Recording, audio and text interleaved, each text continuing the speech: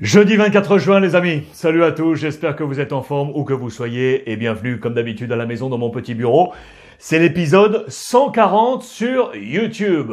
Cet épisode pour le goûter, un petit retard à l'allumage aujourd'hui mais beaucoup de choses au programme avant le MAG ce soir, je vous le rappelle, à 23h en direct sur YouTube, 23h minuit avec l'ensemble des correspondants. Veuillez m'excuser bien entendu mais on est là pour le petit goûter avec le verre de lait, j'imagine pour avoir toutes les informations de la journée. N'oubliez pas de vous abonner sur la chaîne, c'est gratuit je vous le rappelle, et d'actionner la petite clochette pour avoir en temps réel toutes les notifications. Mission accompli pour les Bleus. Voilà qui est fait avec ce match nul face au Portugal. 2 buts partout. L'équipe de France de Kylian Mbappé qui retrouvait son idole Cristiano Ronaldo qualifié et en tête de groupe. Ce sera face à la Suisse pour les huitièmes de finale. La presse aujourd'hui avec le Parisien aujourd'hui en France et ce mission accomplie. Et l'équipe ici, la Suisse au prochain numéro avec un super Karim Benzema. Regardez en photo à la une des deux. Pourquoi? Parce que Karim enfin a marqué. Quasiment 5 ans après son dernier match en équipe de France pour un nouveau départ des Bleus, très intéressant avec cette première place. Des enseignements forts à tirer dans ce match, d'autres un peu moins forts également, vous le verrez. Il y a un Pogba décisif selon nos confrères de l'équipe.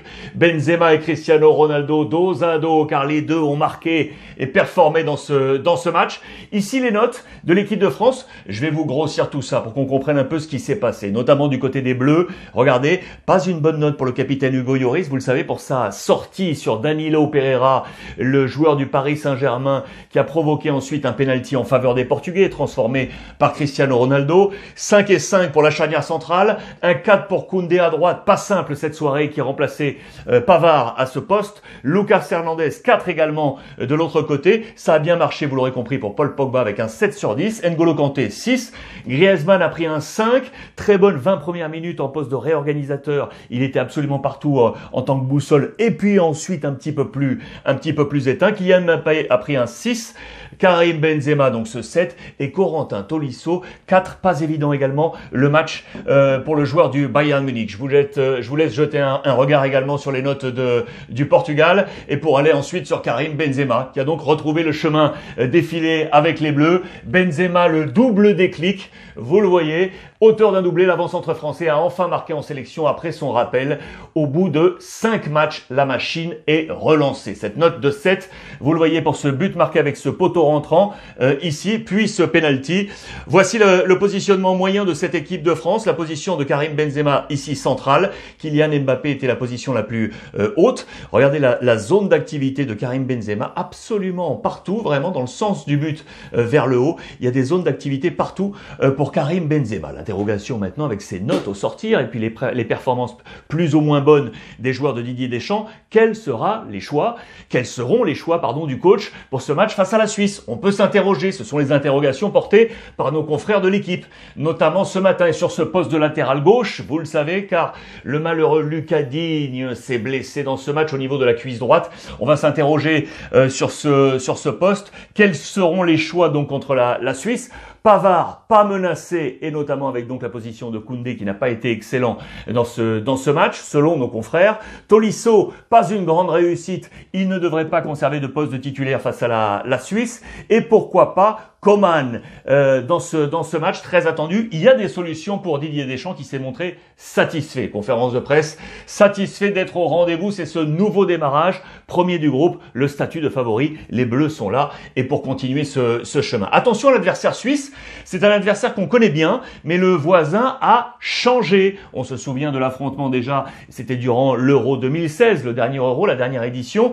Mais cette organisation a changé et notamment sur le plan défensif. Regardez, on est passé à une défense, vous le voyez, à 3 centraux. Je vous laisse examiner tout ça avec le capitaine Xhaka, que vous connaissez, d'Arsenal, qui intéresse José Mourinho du côté de l'AS Roma. Shaqiri, vous le connaissez également. Seferovic également. Freuler également. D'autant de joueurs forts là pour affronter cette équipe de France. Attention parce qu'il y a des valeurs du côté de cette formation suisse. Mais il y a un super Karim Benzema qui a au passage été donc élu MVP de ce match. Je vous laisse imaginer le bonheur pour lui au cœur de ce grand retour. En parallèle, je vous montre un autre Français, mais devenu franco-espagnol. Vous le savez, c'est le père Aymeric Laporte qui a marqué avec l'Espagne. Attention, photo un peu trompeuse.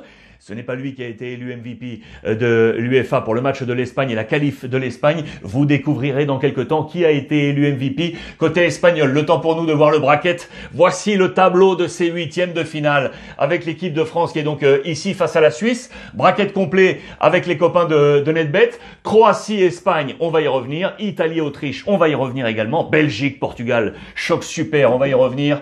Les Gallois face au Danemark. Pays-Bas, République tchèque. Angleterre, Allemagne, là aussi focus aujourd'hui. Et Suède, Ukraine, le huitième et dernier huitième de finale. Sachez une chose, c'est que les copains de NetBet viennent de lancer juste pour vous un nouveau jeu pour cette deuxième phase, pour les huitièmes, les quarts, demi-finale. À chaque étape, vous allez pouvoir pronostiquer de votre côté et gagner des points sur ces différents matchs. Et on va faire une sorte de petit championnat interne et au bout de ce mini-championnat, celui qui obtiendra le maximum de points se verra récompensé des free bets, des maillots, des t-shirts, pas mal de choses. Allez sur les plateformes de NetBet, vous découvrirez ce nouveau petit jeu. C'est assez sympa pour jouer entre copains. Attention, il y a une limite pour jouer à partir des huitièmes. C'est bien entendu le premier match des huitièmes. C'est ce samedi 26, 18h, Galles, Danemark. Après, c'est foutu. Vous ne pouvez plus jouer à ce nouveau jeu. Je vous parlais des Espagnols, donc qualifiés avec une large victoire. Eux aussi, ça y est, sont enfin lancés dans ce tournoi avec une victoire sèche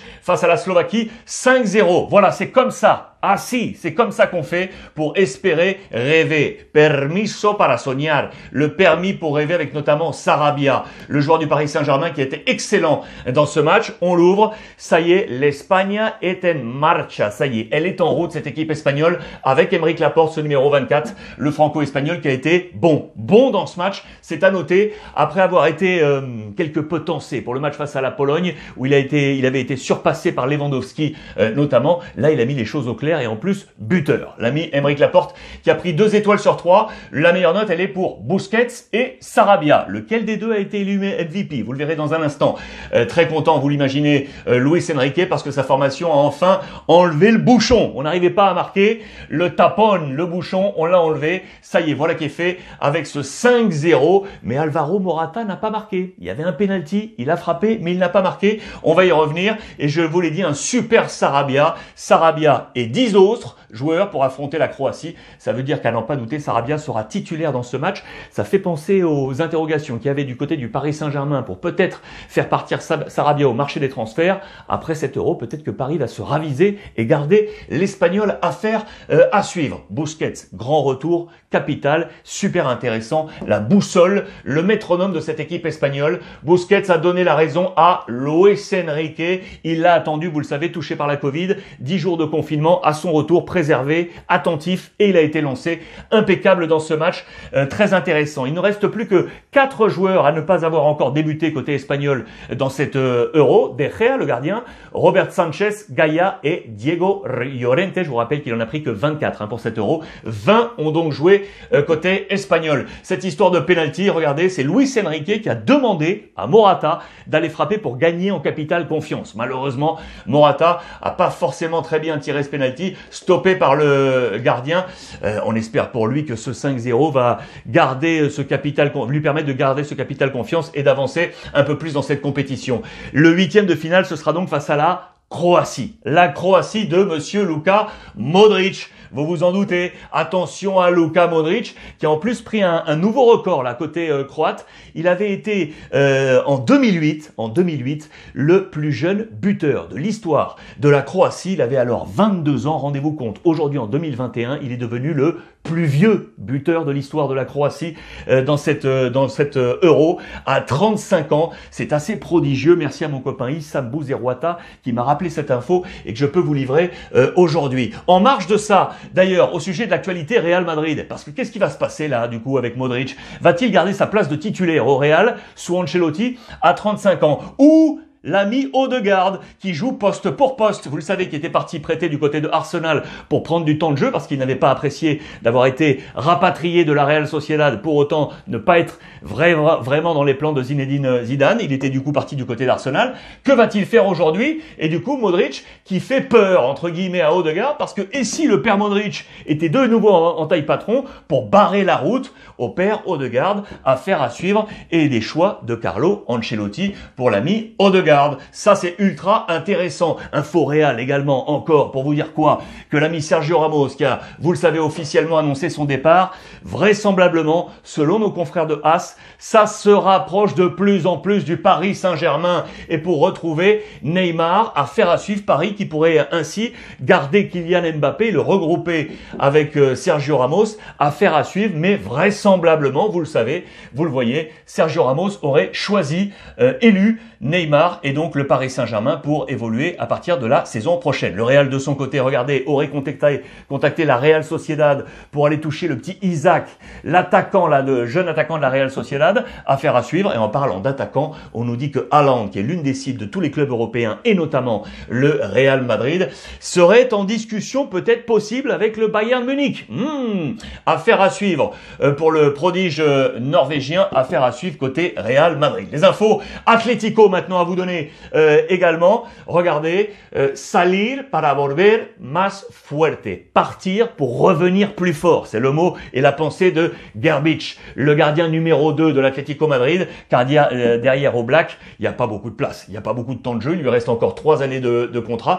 Il pourrait partir prêté pour prendre ce temps de jeu et réussir peut-être quelque chose. Du coup, l'Atlético cherche un nouveau numéro 2 à Oblak et on aurait peut-être fixé cet homme-là, Dragowski, le gardien de la Fiorentina, possibilité pour l'Atlético Madrid. Lui, vous le savez, De Paul a donné son accord à l'Atlético et al Cholo Simeone avec qui il veut absolument jouer, le joueur argentin qui évolue du côté de la Serie A. Ce qui se complique, c'est que ça vaut 30 millions d'euros et que l'Atlético attend un appel de fonds, vous le savez, avec donc de nouveaux fonds investis pour pouvoir jouer sur le marché des transferts. Mais du coup, cette attente bloque un homme, bloque Saúl, qui doit éventuellement sortir direction la Première Ligue. Mais tant que ça n'est pas fait, l'Atlético ne libère pas Saúl. Affaire à suivre entre les deux hommes. Les informations également Barça aujourd'hui, parce que vous savez, c'est l'anniversaire de Lionel Messi, 34 ans. Lionel Messi a 34 ans, il est toujours du côté de la Copa América et on s'inquiète de plus en plus de sa non-rénovation, prolongation de contrat avec le Barça. 34 ans, on nous fait état de tous ses records, tous ses matchs joués, près de 1000 matchs entre le Barça et la sélection argentine. Tous ces records sont ici, avec notamment 672 buts.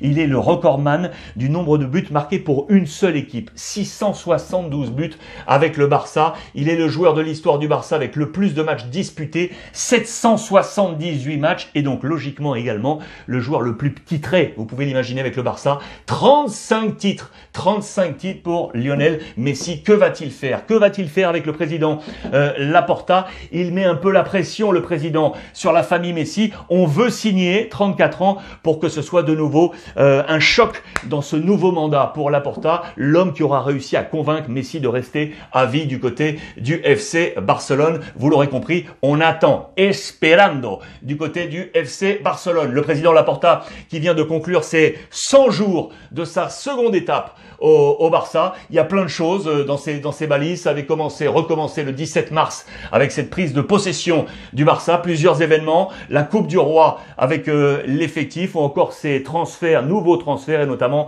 le Kun Agüero arrivé gratuit. C'est dans la politique, la stratégie économique du président Laporta. L'autre bon coup, vous le savez, c'est Memphis Depay. Ce sont des dossiers tous les jours pour nous montrer quelle est la vie de Memphis Depay. Hier, nous étions sur sa vie sociale en famille du côté de Rotterdam.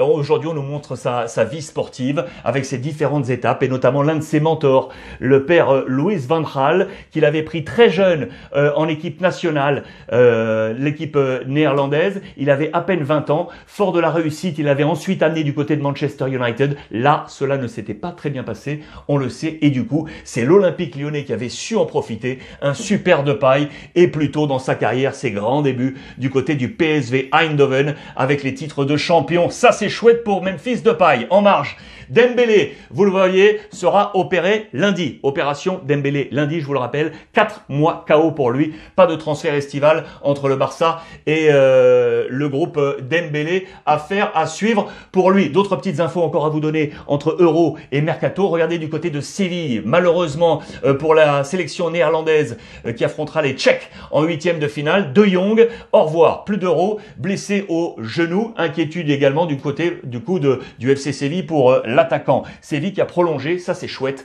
Jesus Navas, les amis. Jesus Navas, qui a actuellement 35 ans. Il en aura 36 dans les prochaines semaines.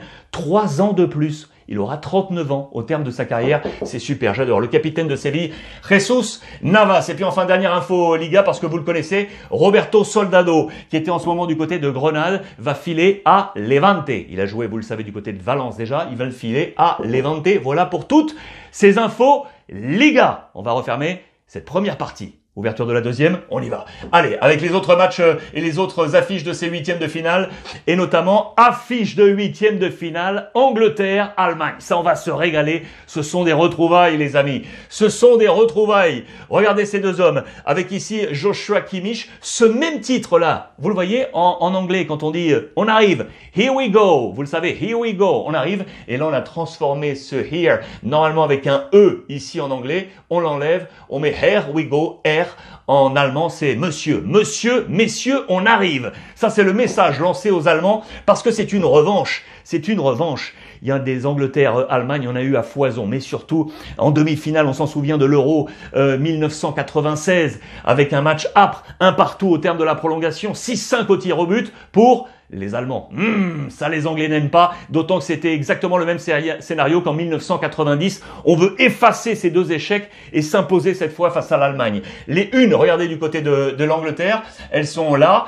On dit tout simplement aux Allemands, venez, allez, venez. Venez maintenant, on vous attend. Bring on the Germans, venez. On vous attend toujours avec le visage de Kimmich, avec l'inquiétude concernant les deux hommes touchés, vous le savez, écartés parce que cas contact Covid avec un Écossais lors de l'affrontement face aux Anglais qui avait été testé positif. Les deux joueurs de Chelsea, Mount et Chilwell, vont-ils pouvoir être là? Affaire à suivre pour eux et pour la formation de Gareth Southgate. C'est pas si simple pour les Anglais parce que si toutes les unes sont plutôt favorables en mode bataille, attention, on tire quand même le signal d'alarme.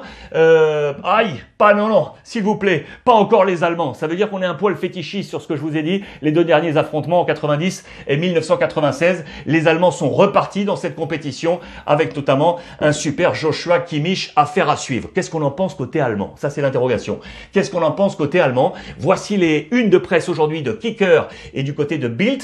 Kicker pour nous dire que ça a été dur. Effectivement, le match face à la Hongrie a été absolument incroyable. Les Allemands se sont retrouvés à un moment donné éliminés, quatrième du groupe. Et puis finalement, on a réussi à revenir dans ce match.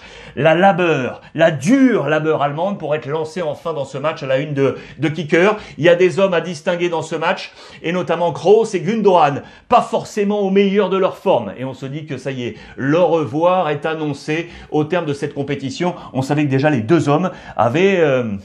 entre murmures, préparer leur discours pour quitter la sélection nationale il y a quelques mois. Voilà, ça devrait peut-être être chose faite au terme de cet Euro. Les adieux de Kroos et de Gundogan. À noter d'ailleurs au marché des transferts du côté de l'Allemagne, des Allemands et de ceux qui jouent notamment du côté de l'Angleterre avec Jadon Sancho, que vous connaissez très bien, le joueur du Bayern, du Borussia Dortmund, pardon, le jeune Anglais.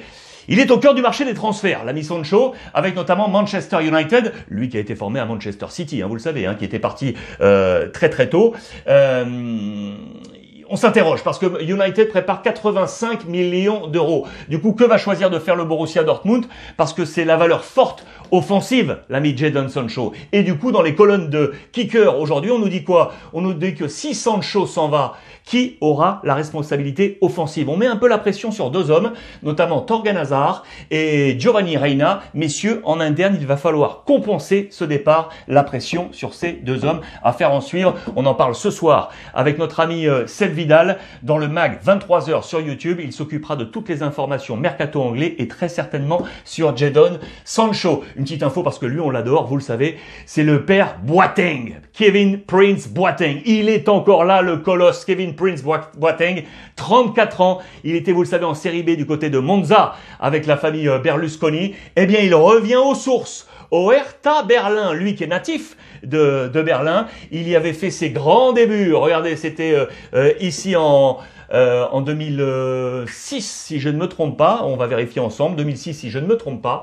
le père Boateng, il a un contrat d'1 an jusqu'en 2022, c'est une dernière pige pour l'homme de 34 ans, j'aime bien ces histoires, ça me fait plaisir. Autre affiche attendue donc, Le Portugal, ce sera face à la Belgique. On a vu tout ce qui était débrief pour l'équipe de France, mais le débrief également côté portugais. Parce que regardez, c'est à la une de la presse italienne, logiquement, parce que Cristiano joue, vous le savez, du côté de la Juve et qu'il a été énorme dans ce match. Un nouveau record pour lui avec ce signe. C'est moi le papa, c'est moi ici qui trace la route de tous les records. Match absolument incroyable dans les colonnes de la Gazzetta dello Sport pour revenir donc sur ce Portugal-France avec non pas Karim Benzema mis en avant, mais le joueur de la Juve, vous l'aurez compris. Cette petite photo que je vous avais postée hier où on le voit avec Kylian Mbappé, il y a eu échange de maillots entre le jeune et son idole.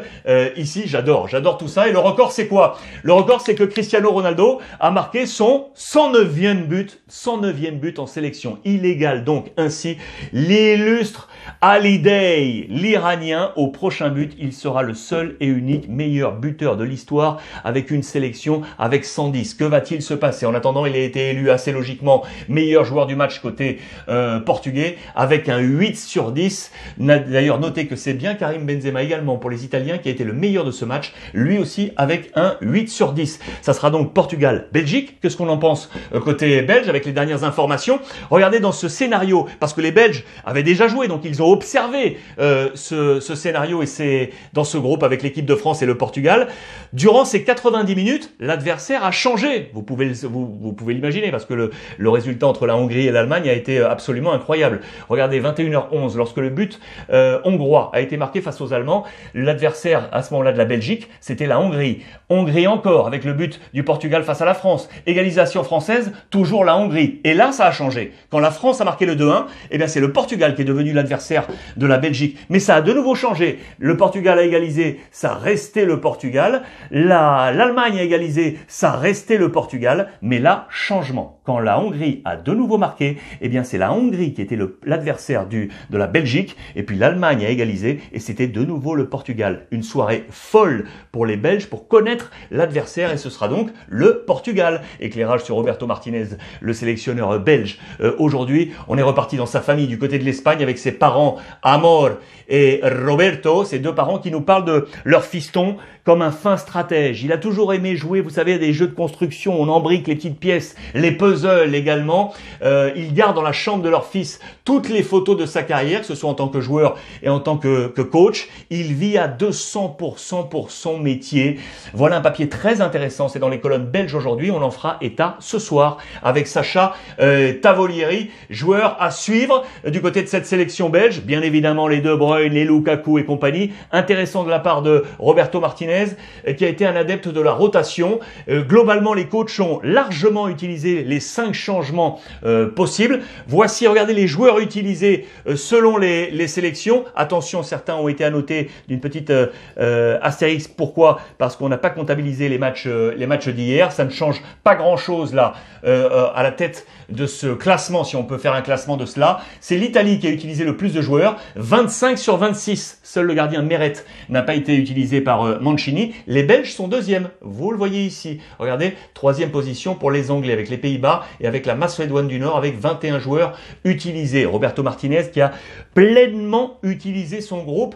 Ça, c'est ultra intéressant avec Kevin De Bruyne et Lukaku. Les Italiens qui font un focus pour dire attention pour les Portugais car c'est vraiment ces deux hommes sur lesquels il va falloir porter l'attention défensive parce que ce sont deux diables, les deux joueurs et notamment l'attaquant de l'Inter Milan. En marge de tout ça, je voulais vous parler du mercato du côté de l'Italie. Regardez parce qu'on nous annonce quoi sur le marketplace italien et notamment ici, là, Raphaël Varane. On nous dit que les offres de Manchester United et du Paris Saint-Germain vont nous amener à un nouveau duel. Lequel des deux prendra Raphaël Varane? Affaire à suivre. Mais là, ça sent chaud et on nous parle de 50 millions d'euros. À ce chiffre, le Real Madrid laisserait sortir Raphaël Varane. Enfin, puisqu'on était sur la presse italienne, Italie-Autriche, 8e de finale, avec un super Roberto Mancini qui est devenu un véritable couturier, un couturier de la Serie A. Il a pris sa petite aiguille, son fil, et pour coudre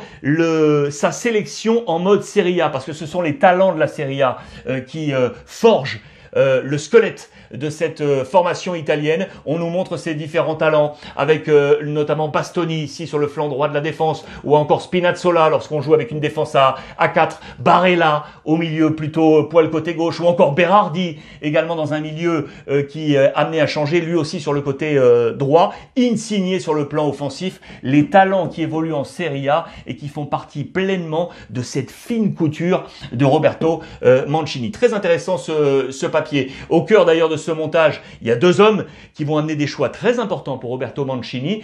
Que va-t-il choisir au milieu de terrain? Jorginho, c'est le key player, on le sait, lui c'est le papa, il va tenir sa place, mais qui à ses côtés? Marco Verratti, qui a marqué des points lors du dernier match, ou Locatelli? Elle est là la grande question. En tout cas, on nous montre que dans cet Euro, les key players, les maîtres à jouer sont bien présents. On parle de Marco Verratti, on fait là aussi un focus sur Modric, ou encore Toni Kroos, ou encore De Bruyne. Voilà ces boussoles, ces maîtres à jouer du côté de cet Euro, avec en éclairage Marco Verratti du côté de la Serie A, du côté de la sélection italienne. Intéressant ça dans ce choc face à l'Autriche pour nous montrer et nous parler de l'expérience avec les chiffres des joueurs qui ont disputé la Ligue des Champions, la meilleure des compétitions en club, on le sait, et on nous montre que c'est plutôt favorable aux Italiens avec 467 matchs de Ligue des Champions au cumul dans ce groupe italien, 204 pour les Autrichiens, logiquement ex-joueur Bayern Munich, Alaba 91 matchs de Ligue des Champions. Regardez côté italien, Chiellini 73 pour le top, 71 pour Bonucci, 67 pour Verratti, Florenzi et à 36 Insigne et Sirigu. Le total d'expérience Ligue des Champions favorable aux Italiens. Mais attention à cette formation autrichienne. On sait qu'on avait mis en avant ces derniers temps Alaba, bien évidemment. Il y a bien d'autres talents à relever. Il y a notamment la stratégie du coach très intéressant, c'est Franco Foda à la tête de cette formation autrichienne. Il est très bon pour remanier en cours de jeu ces différents schémas et utiliser là aussi l'ensemble de ces hommes. Alaba, on en a parlé, c'est key player dans cette équipe, mais il y en a bien d'autres. C'est vraiment à suivre. Attention, il n'y a pas seulement Alaba. Les secrets de cette formation, on en parlera ce soir notamment avec Michela Macali dans le mag à partir de 23h en direct. Je vous parlais du choix entre Verratti et Locatelli. Attention parce que la Juve, vous le savez, dans le Money Time là, pour essayer de prendre Locatelli, c'est de plus en plus chaud. Vous le savez que dans la discussion, on aura mis Dragusin dans la valise pour éventuellement lui filer du côté de Sassuolo. On s'interroge toujours parce que ce n'est pas encore totalement ficelé. Les deux clubs échangent, mais c'est très intéressant parce que Max Allegri le veut absolument. Sachez que lorsque Max Allegri était passé du côté de l'AC Milan, regardez cette image ici, Locatelli a porté le maillot de l'AC Milan. Il était chez les jeunes lorsque l'ami Allegri était là. Il avait 16-17 piges, c'est là qu'il avait découvert. Et puis, quelques semaines plus tard, il lui a donné des opportunités à Locatelli. Les années ont passé et il le veut de nouveau maintenant sous les couleurs de la Juve. Voilà l'union qui se retrouve alors qu'elle était née sous les couleurs de l'AC Milan. En parlant de Milan, je vais vous parler de Tonali parce que vous savez, c'est un gros dossier qui appartient toujours à Brescia. On discute entre Milan et Brescia. On le veut absolument. Le dialogue est là, est toujours ouvert. Ça fait plusieurs jours déjà. L'issue est-elle proche? Vraisemblablement, oui. On pourrait mettre dans le package de la part de Milan pour aller convaincre Brescia des jeunes là, comme ces deux hommes, et notamment Lorenzo Colombo. Voilà un joueur qui intéresse Brescia et qui pourrait être dans la valise. L'autre club de Milan, vous le savez, ça concerne Achraf Hakimi avec le petit geste de téléphone parce que deux clubs sont à la bataille, le Paris Saint-Germain et Chelsea. Il y a plusieurs options de contrat. Pour répondre à l'offre mirobolante du Paris Saint-Germain, Chelsea a lancé une offre à 55 millions plus Marcos Alonso à suivre de ce chemin entre la Serie A et le Paris Saint-Germain. Bon nombre de joueurs avaient pris ce chemin comme Cavani, comme Zlatan Ibrahimovic, Verratti ou encore Donnarumma, le dernier en date. Ces joueurs de Serie A qui ont rejoint ensuite le Paris Saint-Germain. Quid d'Hakimi? Résultat dans les prochaines heures.